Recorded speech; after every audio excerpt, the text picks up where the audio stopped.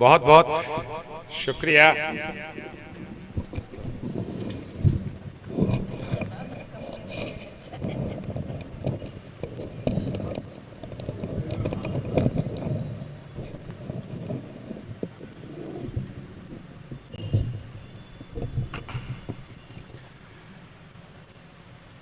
बहुत बहुत शुक्रिया आदरणीय किशोर जी, बहुत कुछ कह डाला आपने। आपका बहुत ही सुंदर बेहतरीन काव्य पाठ और सभी के लबों पर मुस्कान आई, और मुस्कान ही नहीं बल्कि सबने अपनी दंत पंक्ति को दिखाया, क्योंकि आपकी बात ही अलग है।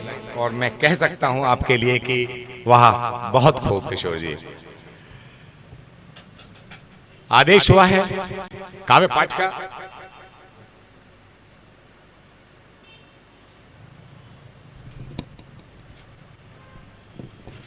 कि मैं फरिश्ता तो नहीं हुजूर, मैं फरिश्ता तो नहीं हुजूर, पर रिश्ता जरूर निभा लेता हूं। मैं फरिश्ता तो नहीं हुजूर, पर रिश्ता जरूर निभा लेता हूं। इतनी महंगाई में भी मोहब्बत की दुकान से इतना तो कमा लेता हूं। बहुत बहुत शुक्रिया। जिंदगी को जिंदगी भर जीने का जज्बा रखता हूं मैं, जिंदगी को जिंदगी भर जीने का जज्बा रखता हूं मैं, इसीलिए अपनी बेवफा सांसों पर कब्जा रखता हूं मैं। मेरा जज्बा जो बन गया है सकून जुनून, सकून को त्याग कर फिक्र से बेफिक्र हो मुसीबतों में हंसने का तजुर्बा रखता हूं मैं। बहुत बहुत शुक्रिया, बहुत बहुत शुक्रिया आपका।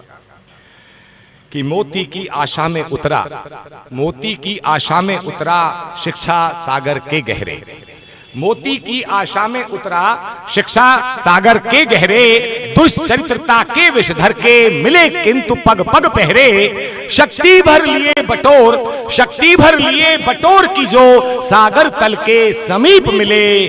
ज्ञान के मुक्ता रहित मुझे प्रमाण पत्र से सीप मिले, प्रमाण पत्र से सीप मिले।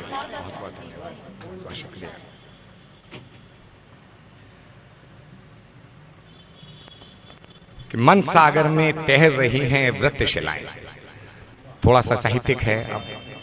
कि मन सागर में तैर रही हैं वृत्तशिलाएं, स्वयं मिटाए नहीं मिटी मेरी आशाएं। क्षितिज दिखता नहीं क्रुद्ध है दशों दिशाएं, दिशाएं 10 होती हैं, हम केवल 4 जानते हैं, पूर्व पश्चिम उत्तर दक्षिण। उनके 4 कॉर्नर भी होते हैं और आसमान होता है, पृथ्वी होती है, 10 दिशाएं होती हैं। लेकिन मुझे 11वीं दिशा की देखिए खोज कर रहा हूं। कि मन सागर में तैर रही है वृत्तशिलाएं, स्वयं मिटाए नहीं मिटी मेरी आशाएं। क्षितिज दिखता नहीं क्रुद्ध है दशों दिशाएं, बनो 11वीं दिशा मेरी बेचैन निशाएं। शुक्रिया। अंतर्वृत्ति संगठन स्थिति विशृंखल करती, दुख भार शिलाओं का कोई भी विधि न हरती। लहरों के प्रतिकूल न मेरी नाव विचरती, सच है मन की आशा तृष्णा कभी न मरती, मन की आशा तृष्णा कभी न मरती। बहुत बहुत शुक्रिया, बहुत बहुत शुक्रिया,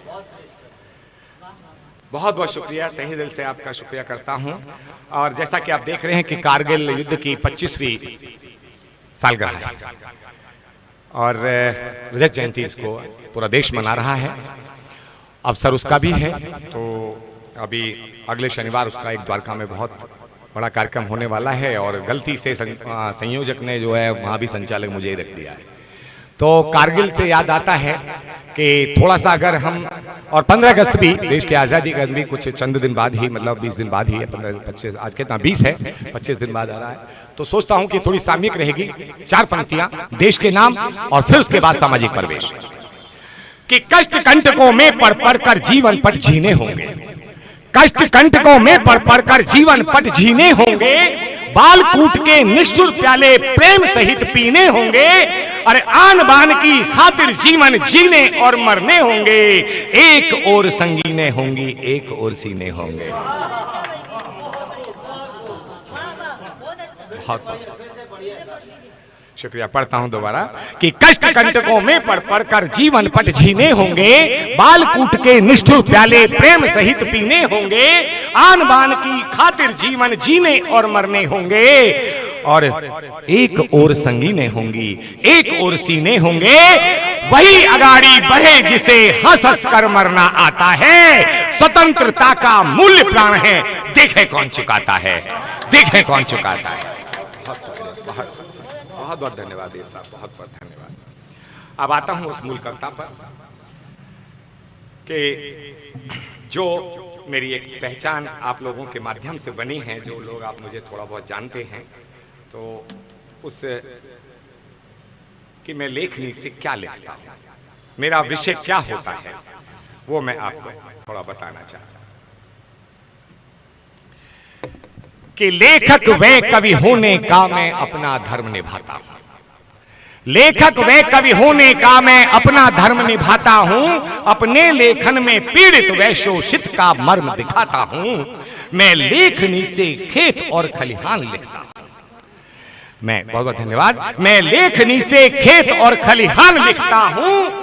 पसीने से लथपथ मजदूर व किसान लिखता हूं। गरीबों की रोजी रोटी, फटी लंगोटी और मैला कुचला परिधान लिखता हूं। अंतर आत्मा की आवाज का संविधान लिखता हूं। अंतर आत्मा की आवाज का संविधान लिखता हूं। बहुत बहुत शुक्रिया, बहुत बहुत धन्यवाद। सामाजिक मुद्दों और विषयों पर बेहिचक फरमाता हूं। लेखक व कवि होने का मैं अपना धर्म निभाता हूं। मैं दलितों की धूमिल होती पहचान लिखता हूं। मैं दलितों की धूमिल होती पहचान लिखता हूं।